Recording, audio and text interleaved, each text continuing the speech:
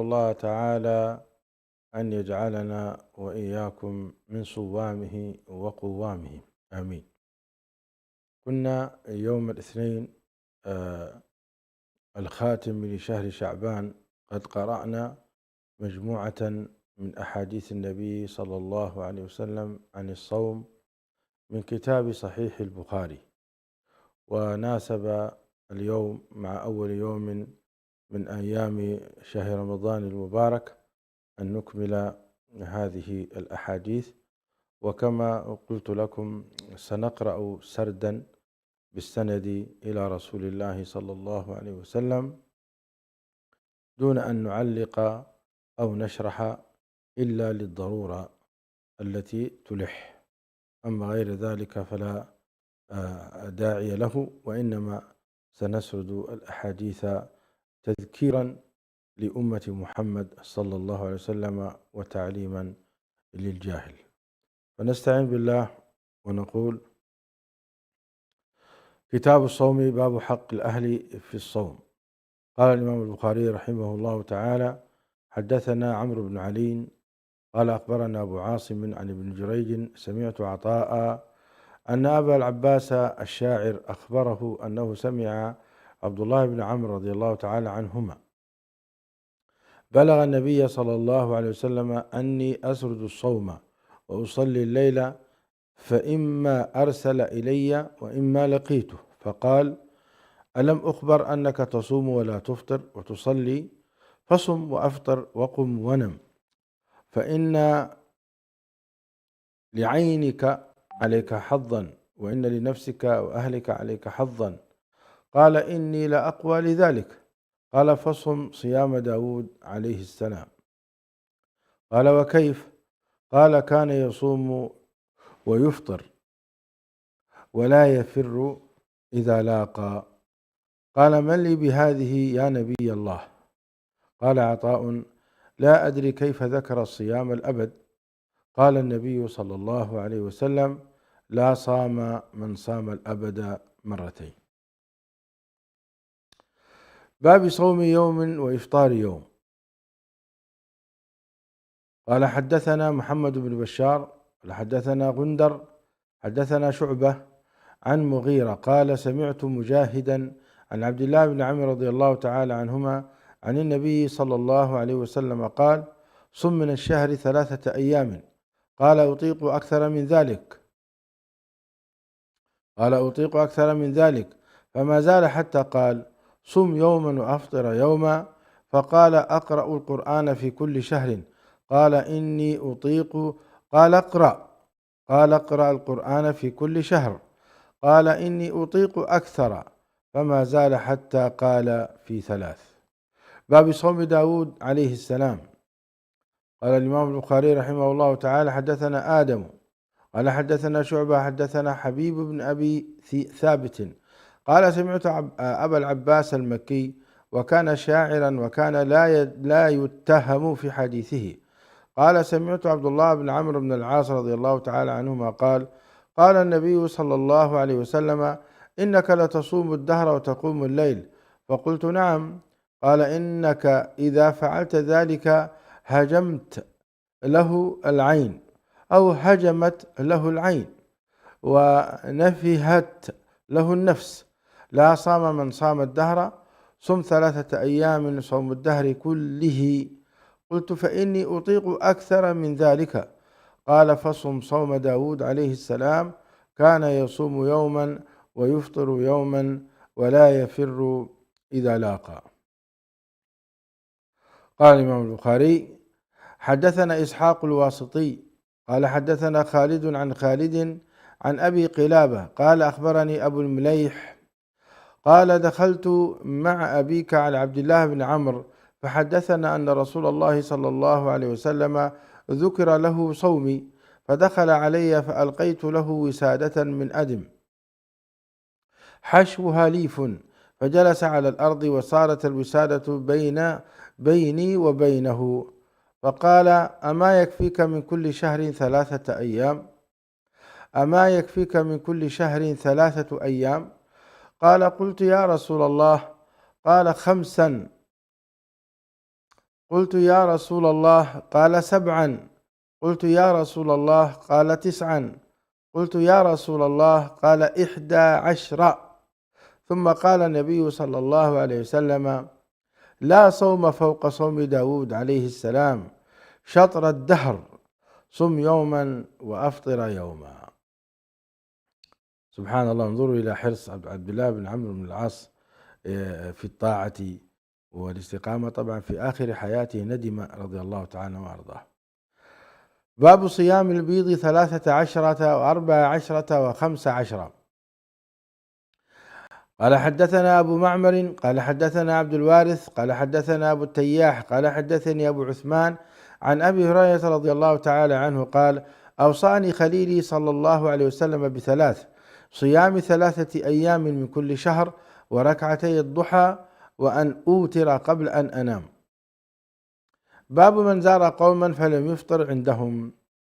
قال حدثنا محمد بن المثنى قال حدثني خالد هو ابن الحارث قال حدثنا حميد عن أنس رضي الله تعالى عنه: دخل النبي صلى الله عليه وسلم على أم سليم فأتته بتمر وسمن، قال: أعيد إلي سمنكم في سقائه وتمركم في وعائه فإني صائم. ثم قام إلى ناحية من البيت فصلى غير المكتوبة، فدعا لأم سليم وأهل بيتها، فقالت أم سليم: يا رسول الله، إن لي خويصة أو إن لي خويصة.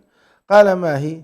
قال: خادمك أنس، فما ترك خير آخرة ولا دنيا إلا دعا لي به. قالت: خادمك أنس، فما ترك خير آخرة ولا دنيا إلا دعا لي به. قال: اللهم ارزقه مالا وولدا وبارك له، فإني لمن أكثر الأنصار مالا، وحدثتني ابنتي أمينة أنه دفن لصلب مقدم حجاج البصرة 27 و100. الحديث مرة أخرى. انظروا إلى بركة النبي صلى الله عليه وسلم. قال الإمام البخاري رحمه الله تعالى: حدثنا محمد بن المثنى قال حدثني خالد هو بن الحارث قال حدثنا حميد عن أنس رضي الله تعالى عنه: دخل النبي صلى الله عليه وسلم على أم سليم فأتته بتمر وسمن، قال: أعيد سمنكم في سقائه وتمركم في وعائه فإني صائم. ثم قام إلى ناحية من البيت فصلى غير المكتوبة، فدعا لأم سليم وأهل بيتها، فقالت أم سليم: يا رسول الله، إن لي خويصة. قال: ما هي؟ قالت: خادمك أنس، فما ترك آخرة ولا دنيا إلا دعا لي به. الله الله، هنيئا لأنس. قال: اللهم ارزقه مالا وولدا وبارك له، فإني لمن أكثر الأنصار مالا، وحدثتني ابنتي أمينة أنه دفن لصلب مقدم حجاج البصرة 27 و100. قال البخاري: حدثنا ابن أبي مريم أخبرنا يحيى قال حدثني حميد سمع أنس رضي الله تعالى عنه عن النبي صلى الله عليه وسلم. قال: باب الصوم من آخر الشهر.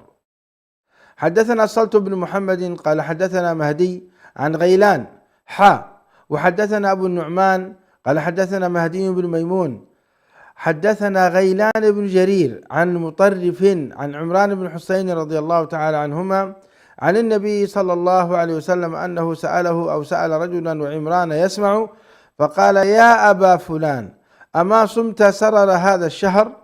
قال: أظنه. قال: يعني رمضان؟ قال الرجل: لا يا رسول الله. قال: فإذا أفطرت فصم يومين.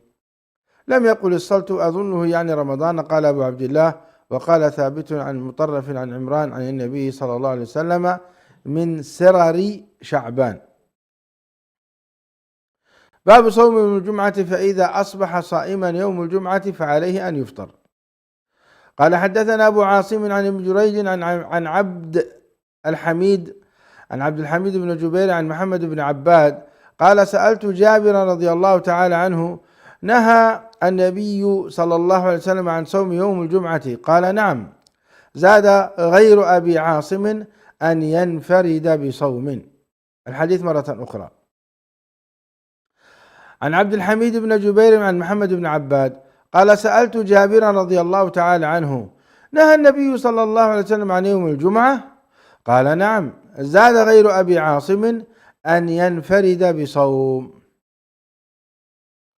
قال الإمام البخاري حدثنا عمر بن حفص بن غياث قال حدثنا أبي قال حدثنا الأعمش قال حدثنا أبو صالح عن أبي هريرة رضي الله تعالى عنه قال سمعت النبي صلى الله عليه وسلم يقول لا يصومن أحدكم يوم الجمعة إلا يوما قبله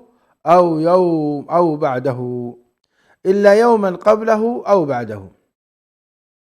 قال حدثنا مسدد قال حدثنا يحيى عن شعبة وحدثني محمد قال حدثنا غندر قال حدثنا شعبة عن قتادة عن أبي أيوب عن جويرية بنت الحارث رضي الله تعالى عنها أن النبي صلى الله عليه وسلم دخل عليها يوم الجمعة وهي صائمة فقال أصمت أمس؟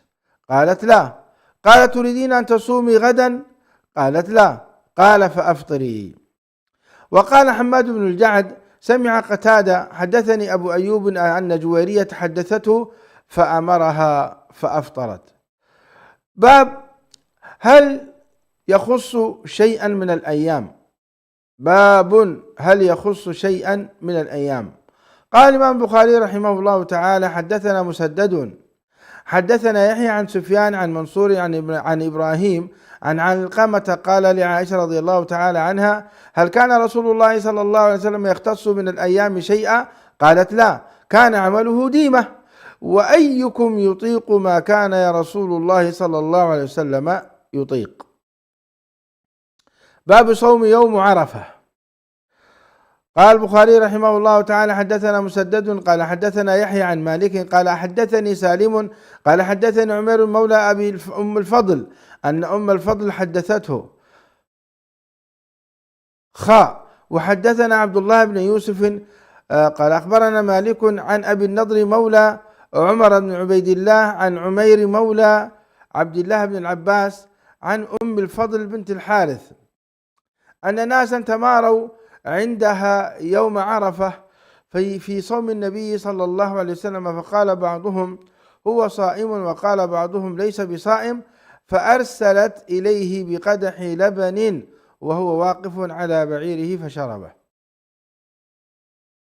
قال حدثنا يحيى بن سليمان قال حدثنا ابن وهب أو قرئ عليه قال أخبرني عمرو عن بكير عن كريب عن ميمونة رضي الله تعالى عنها أن الناس شكوا في صيام النبي صلى الله عليه وسلم يوم عرفة فأرسلت إليه بحلاب وهو واقف في الموقف فشرب منه والناس ينظرون. باب صوم يوم الفطر. قال حدثنا عبد الله بن يوسف قال أخبرنا مالك عن ابن شهاب عن أبي عبيد مولى ابن الزهر مولى ابن أزهر قال شهدت العيد مع عمر بن الخطاب رضي الله تعالى عنه فقال هذان يومان نهى رسول الله صلى الله عليه وسلم عن صيامهما يوم فطركم من صيامكم واليوم الآخر تأكلون فيه من نسككم. قال حدثنا موسى بن إسماعيل قال حدثنا وهيب قال حدثنا عمرو بن يحيى عن أبيه عن أبي سعيد رضي الله تعالى عنه قال نهى النبي صلى الله عليه وسلم عن صوم يوم الفطر والنحر وعن الصماء وأن يحتبي الرجل في ثوب واحد وعن الصلاة بعد الصبح. باب صوم يوم النحر. قال حدثنا إبراهيم بن موسى قال أخبرنا هشام عن ابن جريج قال أخبرني عمرو بن دينار عن عطاء بن مينا قال سمعته يحدث عن أبي هريرة رضي الله تعالى عنه قال ينهى عن صيامين وبيعتين الفطر والنحر والملامسة والمنابذة. قال الإمام البخاري رحمه الله تعالى حدثنا محمد بن المثنى قال حدثنا معاذ أخبرنا ابن عون عن زياد بن جبير قال جاء رجل إلى ابن عمر رضي الله تعالى عنهما فقال رجل نذر أن يصوم صوما قال أظنه قال الاثنين فوافق ذلك يوم عيد فقال ابن عمر أمر الله بوفاء النذر ونهى النبي صلى الله عليه وسلم عن صوم هذا اليوم. قال حدثنا حجاج بن منهال قال حدثنا شعبة قال حدثنا عبد الملك بن عمير قال سمعت قزعة قال سمعت أبا سعيد الخدري رضي الله تعالى عنه وكان غزا مع النبي صلى الله عليه وسلم 12 غزوة قال سمعت 4 من النبي صلى الله عليه وسلم فأعجبنني قال لا تسافر المرأة مسيرة يومين إلا ومعها زوجها قال إلا ومعها زوجها أو ذو محرم ولا يصوم في يومين الفطر والأضحى ولا صلاة بعد الصبح حتى تطلع الشمس ولا بعد العصر حتى تغرب ولا تشد الرحال إلا إلى 3 مساجد مسجد الحرام ومسجد الأقصى ومسجد هذا فك الله أسرى مسجد الأقصى وأعاده إلى المسلمين. قال الإمام البخاري رحمه الله تعالى باب صيام أيام التشريق. وقال لي محمد بن المثنى قال حدثنا يحيى عن هشام قال أخبرني أبي كانت عائشة رضي الله عنها تصوم أيام منى وكان أبوها يصومها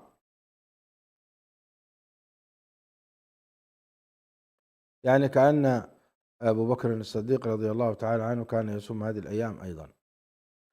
قال حدثنا محمد بن بشار قال حدثنا غندر قال حدثنا شعبة سمعت عبد الله بن عيسى عن الزهري عن عروة عن عائشة وعن سالم عن ابن عمر رضي الله تعالى عنهم قال لم يرخص في أيام التشريق أن يصمن إلا لمن لم يجد الهدي. لم يرخص في أيام التشريق أن يصمن إلا لمن لم يجد الهدي. قال حدثنا عبد الله بن يوسف أخبرنا مالك عن ابن شهاب عن سالم عن عبد الله بن عمر عن ابن عمر رضي الله تعالى عنهما قال الصيام لمن تمتع بالعمرة إلى الحج إلى يوم عرفة فإن لم يجد هديا ولم يصم صام أيام منى. وعن ابن شهاب عن عروة عن عائشة مثله تابعه إبراهيم بن سعد عن ابن شهاب. باب صيام يوم عاشوراء. قال حدثنا أبو عاصم عن عمر بن محمد عن سالم عن أبيه رضي الله تعالى عنه قال قال النبي صلى الله عليه وسلم يوم عاشوراء إن شاء صام. قال حدثنا أبو اليمان قال أخبرنا شعيب عن الزهري قال أخبرني عروة بن الزبير أن عائشة رضي الله تعالى عنها قالت كان رسول الله صلى الله عليه وسلم أمر بصيام يوم عاشوراء فلما فرض رمضان كان من شاء صام ومن شاء أفطر. قال حدثنا عبد الله بن مسلمة عن مالك عن هشام بن عروة عن أبيه عن عائشة رضي الله تعالى عنها قالت كان يوم عاشوراء تصومه قريش في الجاهلية وكان رسول الله صلى الله عليه وسلم يصومه فلما قدم المدينة صامه أمر بصيامه فلما فرض رمضان ترك يوم عاشوراء فمن شاء صامه ومن شاء تركه. قال حدثنا عبد الله بن مسلمة عن مالك عن ابن شهاب عن حميد بن عبد الرحمن أنه سمع معاوية بن أبي سفيان رضي الله تعالى عنهما يوم عاشوراء عام حج على المنبر يقول يا أهل المدينة الحديث مرة أخرى أنه سمع معاوية بن أبي سفيان رضي الله تعالى عنهما يوم عاشوراء عام حج على المنبر يقول يا أهل المدينة أين علماؤكم سمعت رسول الله صلى الله عليه وسلم يقول هذا يوم عاشوراء ولم يكتب عليكم صيامه وأنا صائم فمن شاء فليصم ومن شاء فليفطر. قال حدثنا أبو معمر قال حدثنا عبد الوارث قال حدثنا أيوب قال حدثنا عبد الله بن سعيد بن جبير عن أبيه عن ابن عباس رضي الله تعالى عنهما قال قدم النبي صلى الله عليه وسلم المدينة فرأى اليهود تصوم يوم عاشوراء فقال ما هذا؟ قالوا هذا يوم صالح هذا يوم نجى الله بني إسرائيل من عدوهم فصامه موسى. قال: فأنا أحق بموسى منكم، فصامه وأمر بصيامه.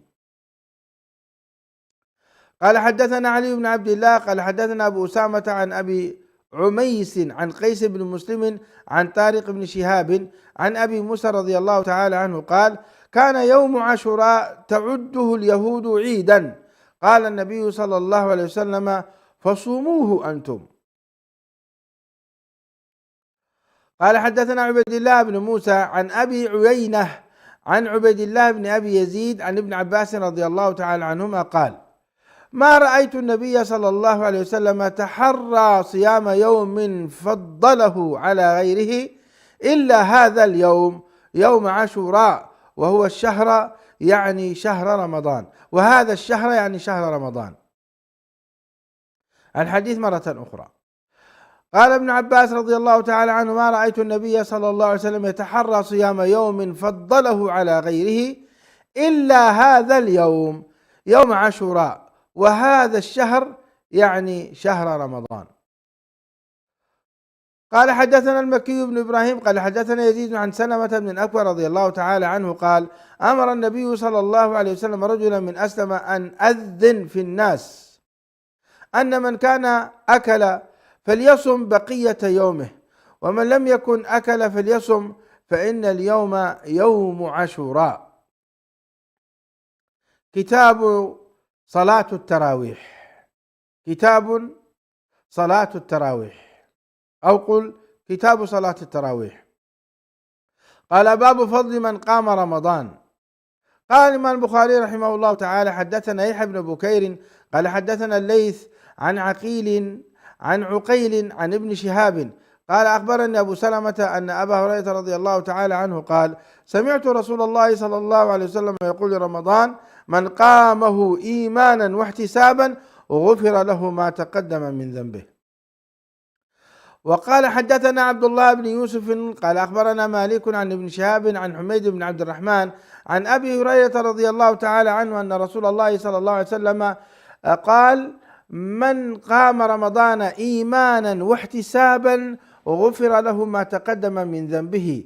قال ابن شهاب: فتوفي رسول الله صلى الله عليه وسلم والأمر على ذلك، ثم كان الأمر على ذلك في خلافة أبي بكر وصدرا من خلافة عمر رضي الله تعالى عنه، وصدرا من خلافة عمر رضي الله تعالى عنهم.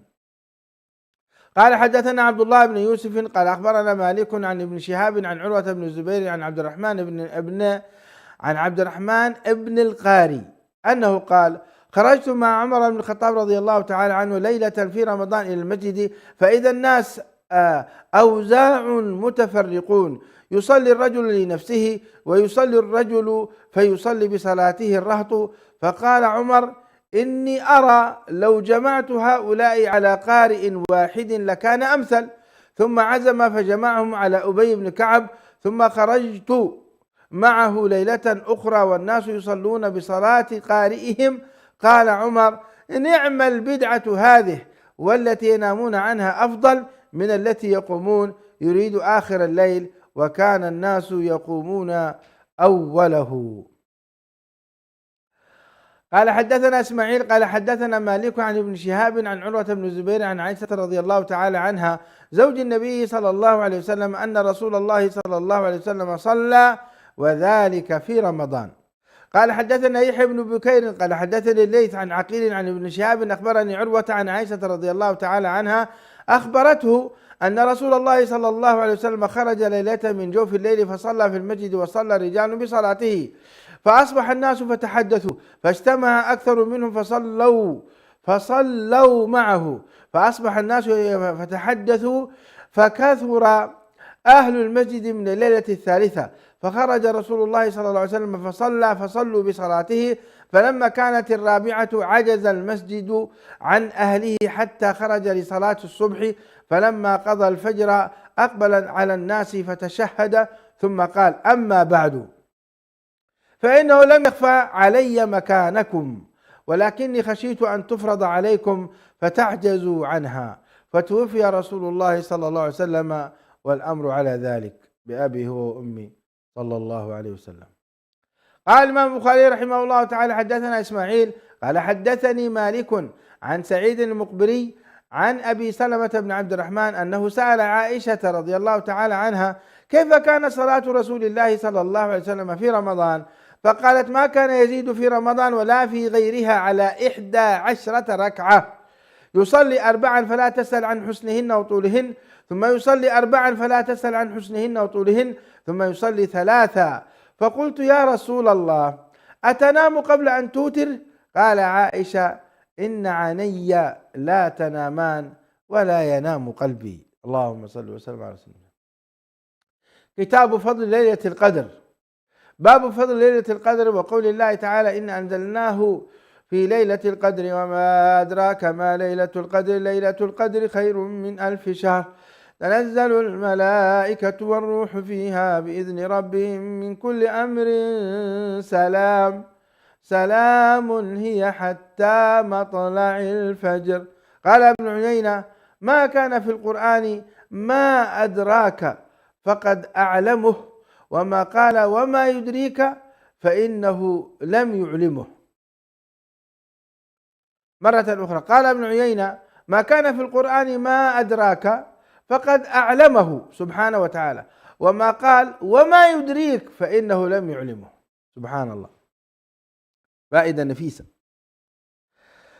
قال الإمام البخاري رحمه الله تعالى حدثنا علي بن عبد الله قال حدثنا سفيان قال حفظناه وإنما حفظ من الزهري عن أبي سلمة عن أبي هريرة رضي الله تعالى عنه عن النبي صلى الله عليه وسلم قال من صام رمضان إيمانا واحتسابا غفر له ما تقدم من ذنبه، ومن قام ليلة القدر إيمانا واحتسابا غفر له ما تقدم من ذنبه. تابعه سليمان بن كثير عن الزهري. قال باب التماس ليلة القدر في السبع الأواخر.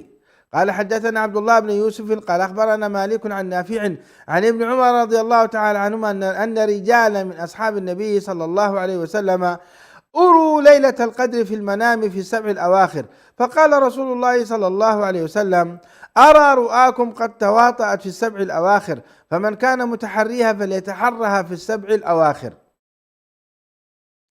قال حدثنا معاذ بن فضالة قال حدثنا هشام عن يحيى عن أبي سلمة قال سألت أبا سعيد وكان لي صديقا فقال اعتكفنا مع النبي صلى الله عليه وسلم العشر الأوسط من رمضان، فخرج صبيحة 20 فخطبنا وقال إني أريت ليلة القدر ثم أنسيتها أو نسيتها فالتمسوها في العشر الأواخر في الوتر، وإني رأيت أني أسجد في ماء وطين، فمن كان اعتكف مع رسول الله صلى الله عليه وسلم فليرجع. فرجعنا وما نرى في السماء قزعة، فجاءت سحابة فمطرت حتى سال سقف المسجد وكان من جريد النخل، وأقيمت الصلاة فرأيت رسول الله صلى الله عليه وسلم يسجد في الماء والطين حتى رأيت أثر الطين في جبهته. باب تحري ليلة القدر في الوتر من 10 الأواخر فيه عبادة. فيه عبادة. مرة أخرى باب تحري ليلة القدر في الوتر من 10 الأواخر فيه عبادة. قال حدثنا قتيبة بن سعيد قال حدثنا إسماعيل بن جعفر قال حدثنا أبو سهيل عن أبي عن عائشة رضي الله تعالى عنها أن رسول الله صلى الله عليه وسلم قال تحروا ليلة القدر في الوتر في الوتر من العشر الأواخر من رمضان. تحروا ليلة القدر في الوتر من العشر الأواخر من رمضان. وقال حدثنا إبراهيم بن حمزة قال حدثني ابن أبي حازم والداراوردي عن يزيد عن محمد بن إبراهيم عن أبي سلمة عن أبي سعيد الخدري رضي الله تعالى عنه قال كان رسول الله صلى الله عليه وسلم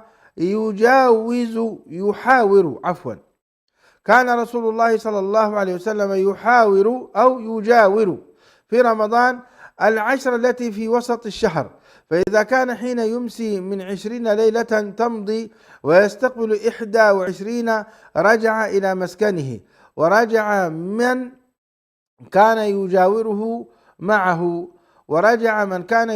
معه، وأنه قام في شهر جاور فيه الليلة التي كان يرجع فيها، فخطب الناس فأمرهم ما شاء الله، ثم قال كنت أجاور هذه العشر، ثم قد بدا لي أن أجاور هذه العشر الأواخر، فمن كان اعتكف معي فليثبت في معتكفه، وقد أريت هذه ليلتها ثم أنسيتها، فابتغوها في العشر الأواخر وابتغوها في كل وتر، وقد رأيتني أسجد في ماء وطين، فاستهلت السماء في تلك الليلة فأمطرت، فوقف المسجد في مصلى النبي صلى الله عليه وسلم ليلة 21، فبصرت عيني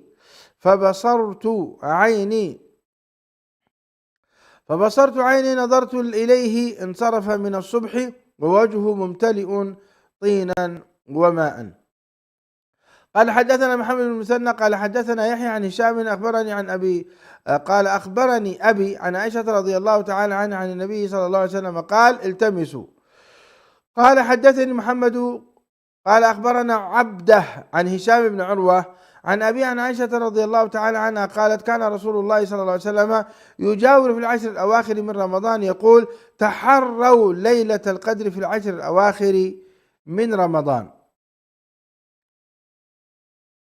ما زلنا في فضل ليلة القدر، باب تحري ليلة القدر في الوتر. قال حدثنا موسى بن إسماعيل قال حدثنا وهيب قال حدثنا أيوب عن عكرمة عن ابن عباس رضي الله تعالى عنهما أن النبي صلى الله عليه وسلم قال التمسوها في العشر الأواخر من رمضان ليلة القدر، في 9 تبقى، في 7 تبقى، في 5 تبقى.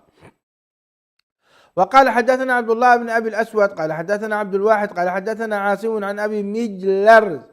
عن أبي مجلز وعكرمة قال ابن عباس رضي الله تعالى عنهما قال رسول الله صلى الله عليه وسلم هي في العشر الأواخر، هي في 9 يمضين أو في 7 يبقين، يعني ليلة القدر. قال عبد الوهاب عن أيوب وعن خالد عن عكرمة عن ابن عباس التمسوها في 24.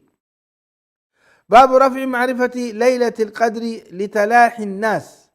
قال باب معرفة ليلة القدر لتلاحي الناس. قال حدثنا محمد بن المثنى قال حدثنا خالد بن الحارث قال حدثنا حميد قال حدثنا أنس عن عبادة بن صامت قال خرج النبي صلى الله عليه وسلم ليخبرنا بليلة القدر، فتلاحى رجلان من المسلمين، فقال خرجت لأخبركم بليلة القدر، فتلاحى فلان وفلان فرفعت، وعسى أن يكون خيرا لكم، فالتمسوها في 9 و7 و5. رأيتم يا إخواني الخلاف ماذا يفعل؟ لولا اختلاف هذان الرجلان اللذان تلاحا في مجلس النبي صلى الله عليه وسلم، فكان سببا في نسيان عليه الصلاة والسلام ليلة القدر. الله المستعان، والخلاف شر، احذروا الخلاف. قال باب العمل في العشر الأواخر من رمضان. قال حدثنا علي بن عبد الله قال حدثنا سفيان عن أبي يعفور عن أبي الضحى عن مسروق عن عائشة رضي الله تعالى عنها قالت كان النبي صلى الله عليه وسلم إذا دخل العشر شد مئزره وأحيا ليله وأيقظ أهله. بسم الله الرحمن الرحيم. أبواب الاعتكاف. باب الاعتكاف في العشر الأواخر، والاعتكاف في المساجد كلها لقوله تعالى ولا تباشرون وأنتم عاكفون في المساجد تلك حدود الله فلا تقربوها كذلك يبين الله آياته للناس لعلهم يتقون. قال حدثنا إسماعيل بن عبد الله قال حدثني ابن وهب عن يونس أن نافعا أخبره عن عبد الله بن عمر رضي الله تعالى عنهما قال كان رسول الله صلى الله عليه وسلم يعتكف العشر الأواخر من رمضان.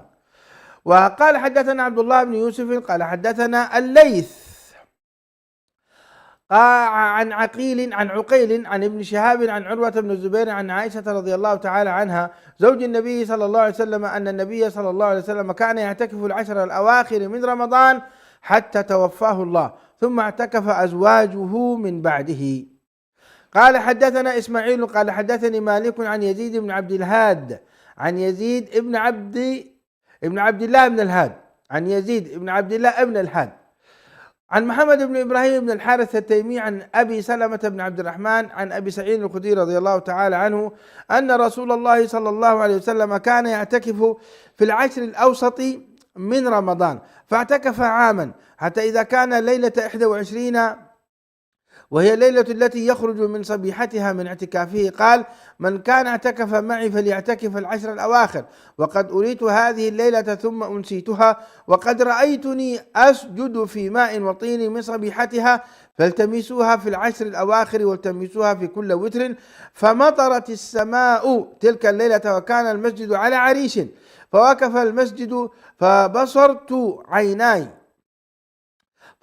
عيناي رسول الله صلى الله عليه وسلم على جبهته أثر الماء والطين من صبح 21. أثر الماء والطين من صبح 21. باب الحائض ترجل رأس المعتكف. باب الحائض ترجل رأس المعتكف. قال: حدثنا محمد بن المثنى قال حدثنا يحيى عن هشام قال: أخبرني أبي عن عائشة رضي الله تعالى عنها قالت: كان النبي صلى الله عليه وسلم يصغي إلي رأسه وهو مجاور في المسجد، فأرجله وأنا حائض. لا تعليق. باب لا يدخل البيت إلا لحاجة. قال: حدثنا قتيبة قال حدثنا ليث عن ابن شهاب عن عروة وعمرة بنت عبد الرحمن أن عائشة رضي الله تعالى عنها زوج النبي صلى الله عليه وسلم قالت: وإن كان رسول الله صلى الله عليه وسلم لا يدخل علي رأسه وهو في المسجد فأرجله، وكان لا يدخل البيت إلا لحاجة إذا كان معتكفا. باب غسل المعتكف. قال: حدثنا محمد بن يوسف قال حدثنا سفيان عن منصور عن إبراهيم عن الأسود عن عائشة رضي الله تعالى عنها قالت: كان النبي صلى الله عليه وسلم يباشرني وأنا حائض، وكان يخرج رأسه من المسجد وهو معتكف فأغسله وأنا حائض. الحديث مرة أخرى عن عائشة رضي الله تعالى عنها قالت: كان النبي صلى الله عليه وسلم يباشرني وأنا حائض، وكان يخرج رأسه من المسجد وهو معتكف فأغسله وأنا حائض. هذا الحديث معاشر المستمعين المستمعات يبين على أن دين الإسلام ليس رهبانية، وإنما هو دين الفطرة ودين الرحمة.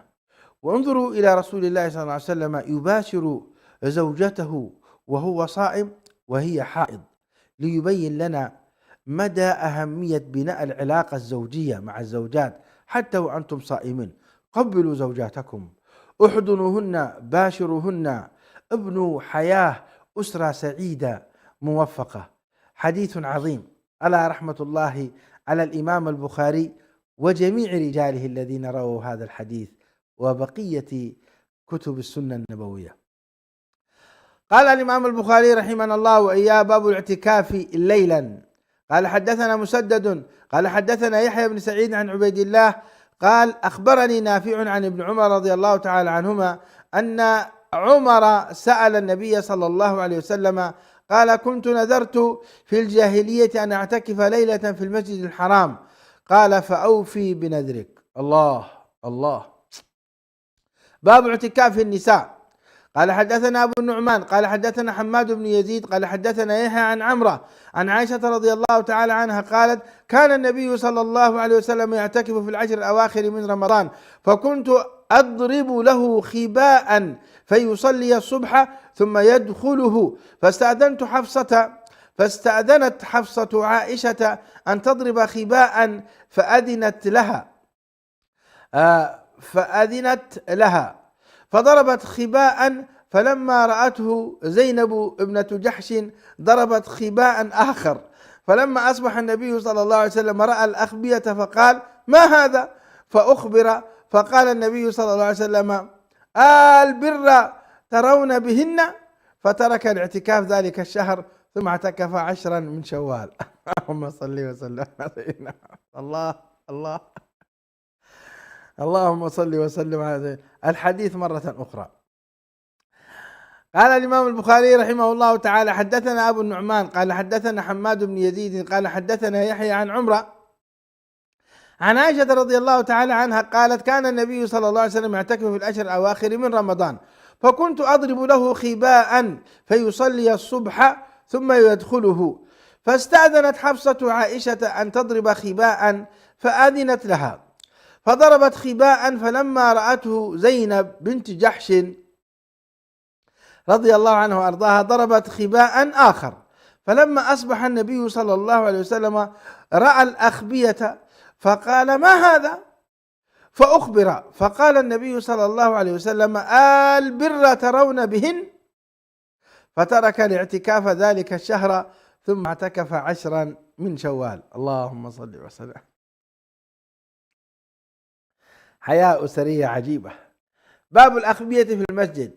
قال الإمام البخاري رحمه الله تعالى: حدثنا عبد الله بن يوسف قال أخبرنا مالك عن يحيى بن سعيد عن عمرة بنت عبد الرحمن عن عائشة رضي الله تعالى عنها أن النبي صلى الله عليه وسلم أراد أن يعتكف، فلما انصرف إلى المكان الذي أراد أن يعتكف إذا أخبية خباء عائشة وخباء حفصة وخباء زينب، فقال: البر تقولون بهن؟ ثم انصرف فلم يعتكف حتى اعتكف 10 من شوال. أعاد الإمام البخاري هذا الحديث مرة أخرى. باب هل يخرج من المعتكف لحوائجه إلى المسجد. قال: حدثنا أبو اليماني قال أخبرنا شعيب عن الزهري قال أخبرني علي بن الحسين رضي الله تعالى عنهما أن صفية زوج النبي صلى الله عليه وسلم أخبرته أنها جاءت رسول الله صلى الله عليه وسلم تزوره في اعتكافه في المسجد في العشر الأواخر من رمضان، فتحدثت عنده ساعة ثم قامت تنقلب، فقام النبي صلى الله عليه وسلم معها ليقلبها، حتى إذا بلغت باب المسجد عند باب أم سلمة مر رجلان من الأنصار فسلما على رسول الله صلى الله عليه وسلم، فقال لهما صلى الله عليه وسلم: على رسلكما، إنما هي صفية بنت حيي. فقال: سبحان الله يا رسول الله، وكبر عليهما. فقال النبي صلى الله عليه وسلم: إن الشيطان يبلغ من الإنسان مبلغ الدم، وإني خشيت أن يقذف في قلوبكما شيئا. اللهم صل على سيدنا محمد. قال: باب الاعتكاف. وخرج النبي صلى الله عليه وسلم صبيحة 20.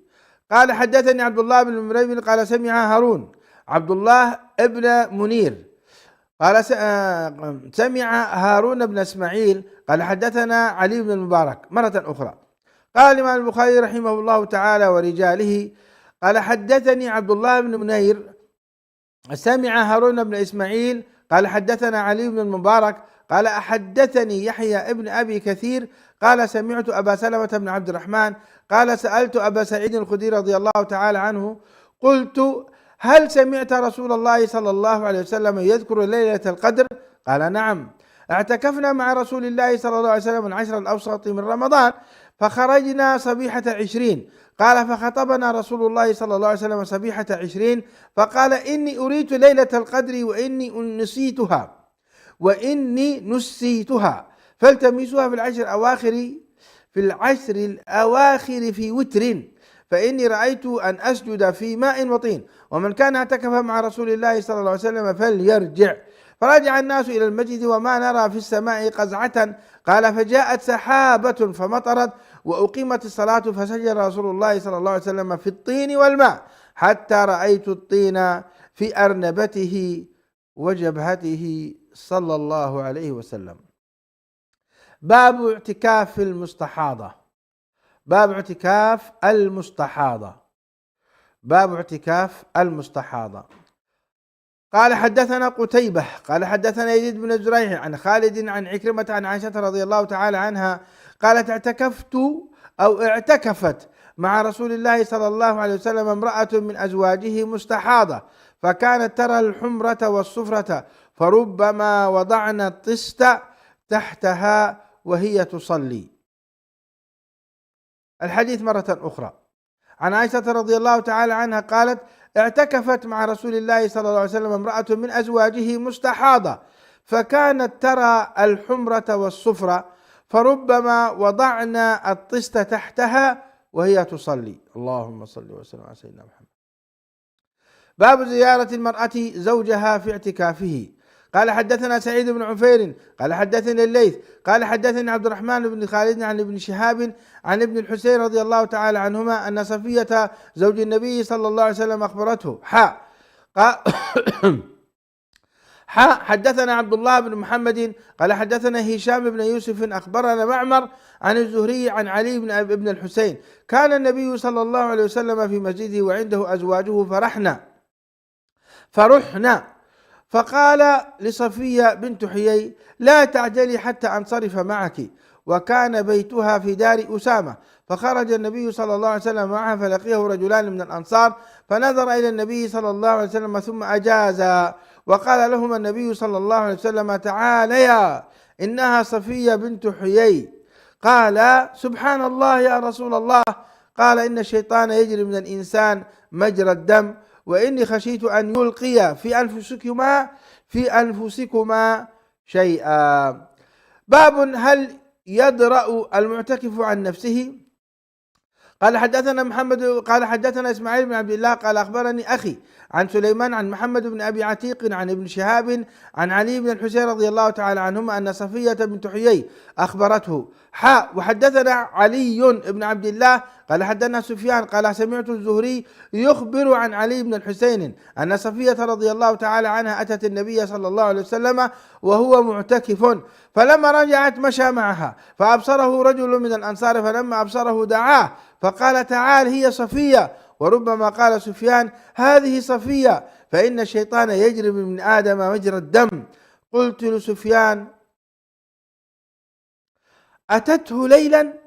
قال وهل هو إلا ليل؟ قال وهل هو إلا ليل.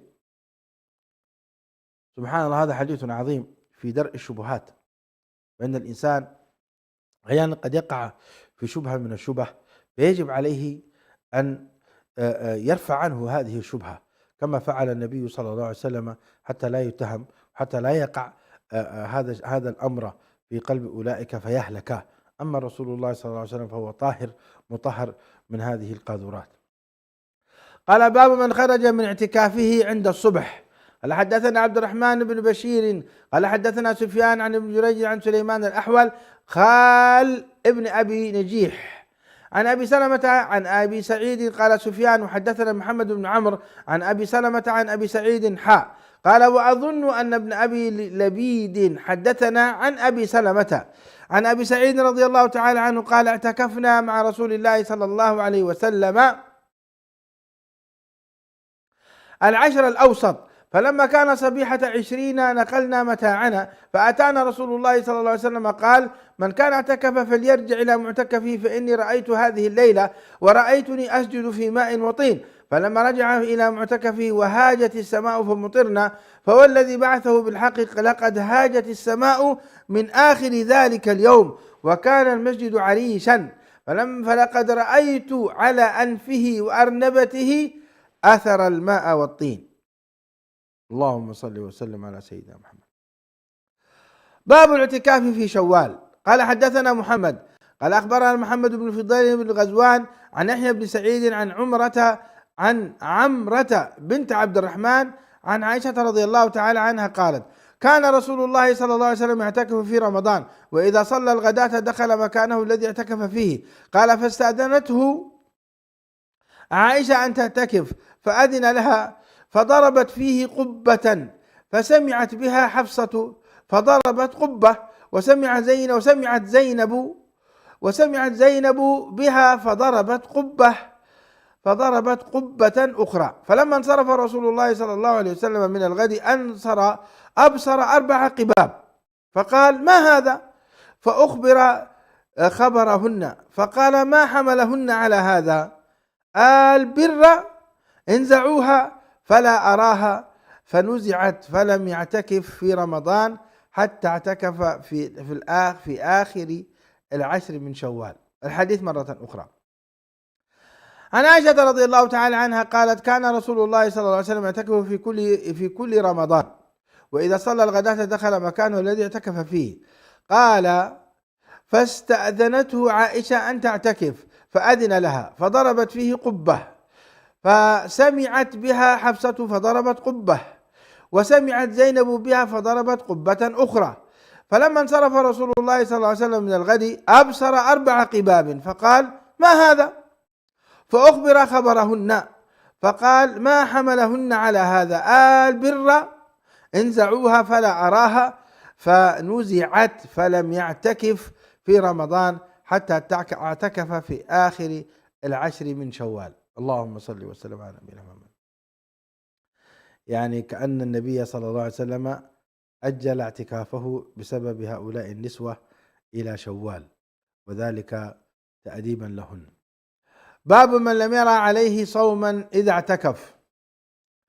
قال: حدثنا إسماعيل بن عبد الله عن أخيه عن سليمان عن عبد الله بن عمر عن نافع عن عبد الله بن عمر عن عمر بن الخطاب رضي الله تعالى عنه أنه قال: يا رسول الله، إني نذرت في الجاهلية أن أعتكف ليلة في المسجد الحرام. فقال له النبي صلى الله عليه وسلم: أوفي نذرك، فاعتكف الليلة. باب إذا نذر في الجاهلية أن يعتكف ثم أسلم. قال: حدثنا عبيد الله بن إسماعيل قال حدثنا أبو أسامة عن عبيد الله عن نافع عن ابن عمر أن عمر رضي الله تعالى عنه نذر في الجاهلية أن يعتكف في المسجد الحرام. قال: أراه قال ليلة. قال له رسول الله صلى الله عليه وسلم: أوف بنذرك. باب الاعتكاف في 10 الأوسط من رمضان.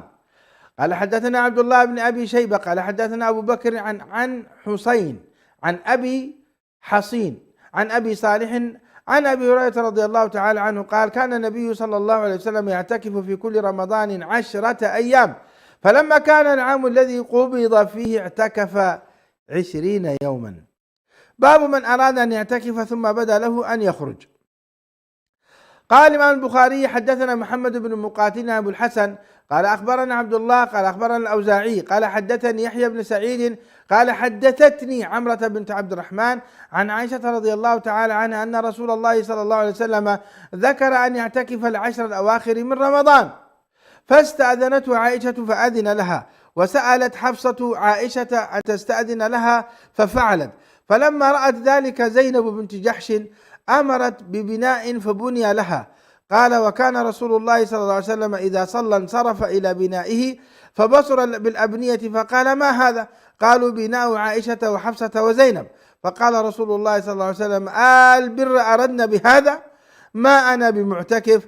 فرجع فلما أفطر اعتكف 10 من شوال. رضي الله عن أمهات المؤمنين رضي الله عنهن وأرضاهن، وصلى الله وسلم وبارك على نبينا محمد. هكذا كان هناك صراع بين عائشة وحفصة، هذا حزب، وزينب بنت جحش أم سلمة وأم حبيبة وهذا حزب آخر. سبحان الله. وبقي هذا الصراع إلى يومنا هذا بين بقية نساء المؤمنين. قال البخاري رحمه الله تعالى: باب المعتكف يدخل رأسه في البيت للغسل. قال: حدثنا عبد الله بن محمد قال حدثنا هشام أخبرنا معمر عن الزهري عن عروة عن عائشة رضي الله تعالى عنها أنها كانت ترجل النبي صلى الله عليه وسلم وهي حائض وهو معتكف في المسجد وهي في حجرتها يناولها رأسه. بسم الله الرحمن الرحيم. كتاب البيوع. هنا هذا آخر حديث في كتاب الصيام، فانتهينا والحمد لله من كتاب الصيام. قرأناه في يومين، في آخر يوم من شعبان وفي أول يوم من رمضان. عشنا مع رسول الله صلى الله عليه وسلم، وعشنا مع الصحابيات المباركات، وعشنا مع هؤلاء الرجال، وعشنا مع الإمام البخاري ألا رحمة الله على تلك العظام، رحمهم الله جميعا، وجمعنا وإياهم مع رسول الله صلى الله عليه وسلم. سأقرأ هذا الحديث مرة أخرى وأختم إن شاء الله. أسأل الله لي ولكم التوفيق والسداد. ومن أراد الإسناد بسندي إلى رسول الله صلى الله عليه وسلم فعندي ولله الحمد سند عالي وسند نازل، فأيهما أردتم فموجود، والحمد لله قد أخذته عن مشايخي وأساتذتي. الحديث مرة أخرى. قال الإمام البخاري رحمه الله: ورجاله والأئمة. قال: حدثنا عبد الله بن محمد قال حدثنا هشام قال أخبرنا معمر عن الزهري عن عروة عن عائشة رضي الله تعالى عنها أنها كانت ترجل النبي صلى الله عليه وسلم وهي حائض وهو معتكف في المسجد وهي في حجرتها يناولها رأسه. انظروا إلى هذا الحديث العظيم إخواني وأخواتي، كيف حمل هؤلاء الأئمة هذه الأحاديث، وكأننا مع رسول الله صلى الله عليه وسلم نعيش يعني أجواء بيته، ونعيش أجواء مسجده، ونعيش أجواء حياته صلى الله عليه وسلم. وهذه عائشة حائض وهي ترجل وتسرح شعر رسول الله صلى الله عليه وسلم. معاشر المؤمنين والمؤمنات، أين أنتن بالذات المؤمنات، أين أنتن من أزواجكن؟ ما مدى خدمتكن لأزواجكن؟ هذا الترجيل فيه يشعرك بحنان، ويشعرك بالعاطفة الزوجية، ويشعرك بالأسرة، ويشعرك بالميل العاطفي القلبي بين الزوج والزوجة. والله هذا الدين عظيم، دين الفطرة، دين الخير. فرغوا عواطفكم في زوجاتكم، فرغنا عواطفكن في أزواجكن، ولا يكن بينكم خلاف. حتى في فترة الصوم أبيح لنا أن نقبل زوجاتنا وأن نباشرهن فنحضنهن ونقبلهن. هذا حقيقة من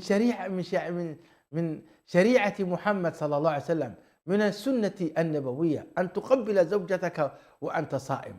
لماذا أنا أركز على هذا؟ لأن هناك أصبح جفوة كبيرة وكثرة الطلاق نتيجة للبعد العاطفي.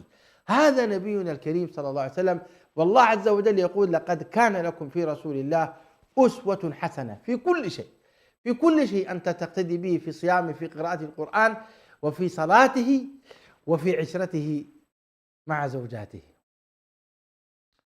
سبحان ربك رب العزة عما يصفون، وسلام على المرسلين، والحمد لله رب العالمين. على نهج الرسول لنا مسير، وعند الله